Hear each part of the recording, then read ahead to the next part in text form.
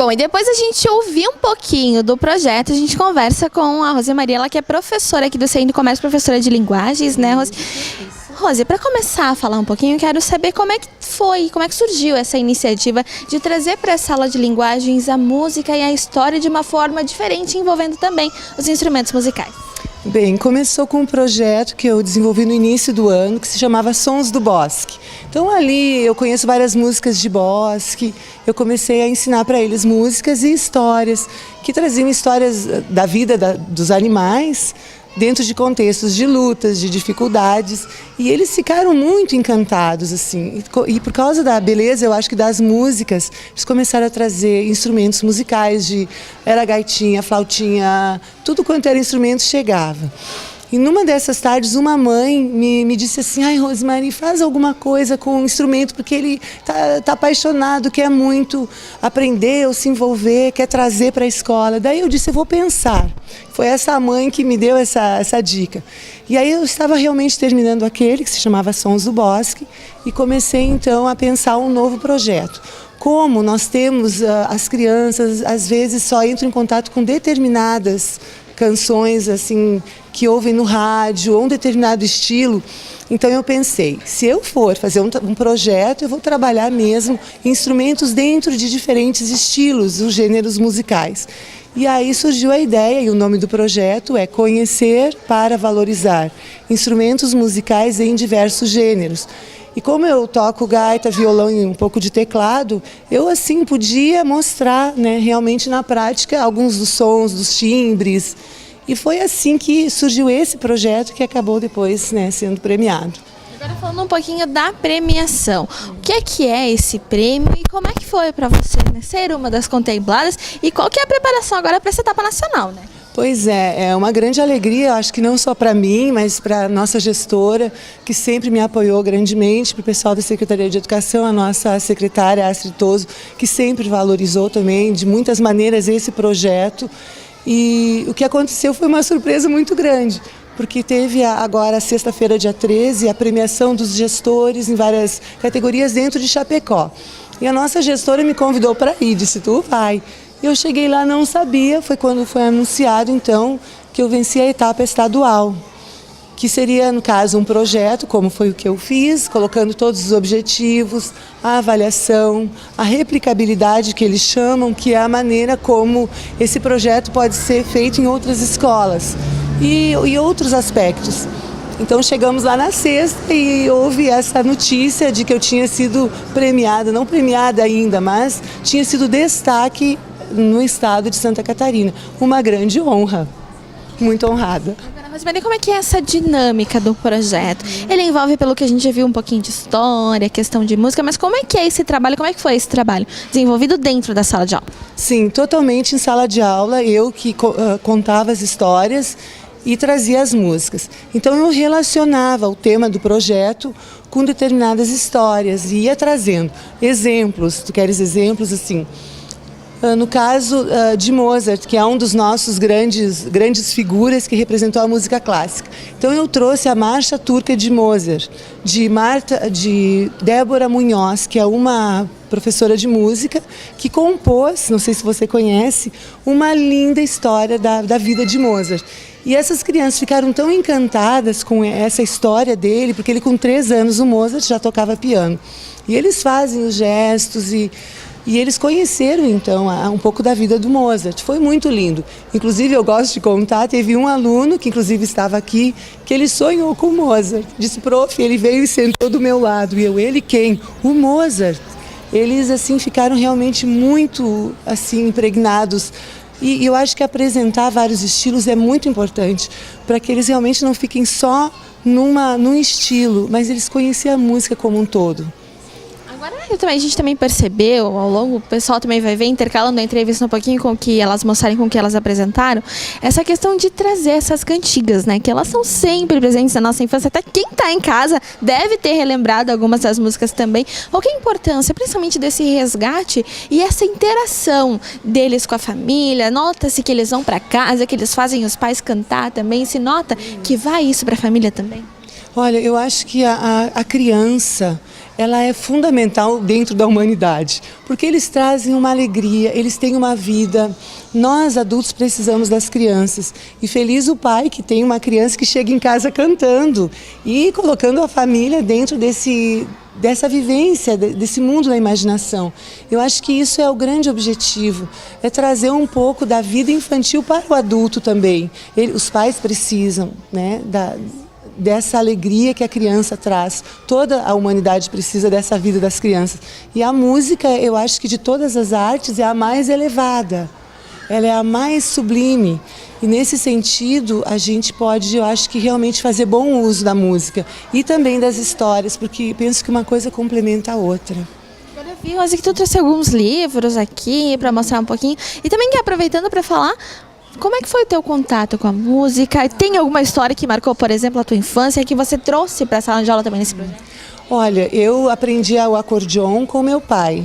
E o meu pai, ele era apaixonado pela música, um homem muito acima do seu tempo, muito sábio. Ele já faleceu, já morreu, mas o meu pai eu trago muito dentro do meu coração, como exemplo de vida. Ele me ensinou a gaita, me ensinou o violão. Com 8 anos eu peguei a primeira gaita. E depois eu fui aprendendo outros estilos, aprendi o violão com meu pai e fui aprendendo, né, na vida. Eu passei um tempo na Itália, morei lá, e lá eu criei esse amor, essa paixão pela música infantil, porque eu não tinha aqui no Brasil. Mesmo sendo professora, eu trabalhava mais em ensino médio, outras áreas. Na Itália, eu entrei na educação infantil e lá, inclusive, eu ouvi músicas do Vinícius de Moraes sendo cantadas por crianças, traduzidos para a língua italiana. E lá, inclusive, porque eu sou meia metida compositora, assim, tenho canções minhas, até que eles cantam aqui, gostam. Aí eu comecei a compor música infantil lá na Itália. Lá eu fiz algumas, inclusive algumas foram de alguma maneira reconhecidas assim localmente. E depois eu, quando cheguei no Brasil, traduzi para o português. Tem umas músicas que eu considero muito bonitas, né? Claro que eu sou suspeita, mas eu acho que essa nossa ligação assim de gerações com a Itália é bem linda e é algo também de resgatar, porque faz parte da nossa cultura e da nossa identidade. E aqui em Chapecó muito também. Agora falando dos livros que tu trouxe. Então, o que eu vou mostrar aqui é desse atual projeto que eu estou trabalhando, porque eles estavam na mão, né? E os outros eu teria que procurar. Então, assim, um que eu acho maravilhoso é o caso do Bolinho, que é da Tatiana Belin, que é uma grande escritora, que eu acho uma inspiração para todos nós.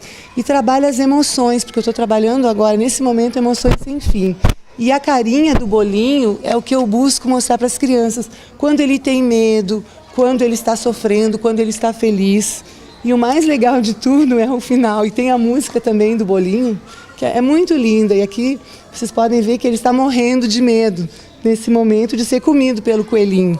Mas ele não é nesse momento, mas acaba no final da história que vai. E a nossa esperta raposa, então, devora o Bolinho, que coitadinho acaba, né? E as crianças, então, percebem que a importância de nós sermos inteligentes. Muito linda essa história. Ela causa um impacto enorme sobre as crianças e sobre a professora também, porque eu adoro. A outro que eu também, dentro das emoções, é esse livro aqui, Maria que Ria, Rosinha. É uma menina muito feliz, que passa todo o tempo sorrindo, né? E ela ri da vida, ela é sempre feliz. E a sua emoção então é a felicidade. Diz que se um bichinho nascia, Maria ria que ria. Se no ônibus dormia, Maria ria que ria. E por aí vai. E aí a mãe acaba levando a menina no psicólogo para ver se ela tinha algum problema mental. E o psicólogo diz, não, o problema dela, o que ela tem é muita alegria no coração. Então essa é a emoção da felicidade, né, da alegria, que aí eu trabalho com eles diretamente essa emoção. Temos um outro que eu pensei em valorizar, uma nossa escritora, que é a Dinara Tessari, que é o Fantasminha Amarelo, Fantasma Amarelo. E aqui nós temos a história de um fantasma, porque aqui eu trabalho um pouco a questão do medo, a emoção do medo, que realmente é algo muito presente na vida das crianças.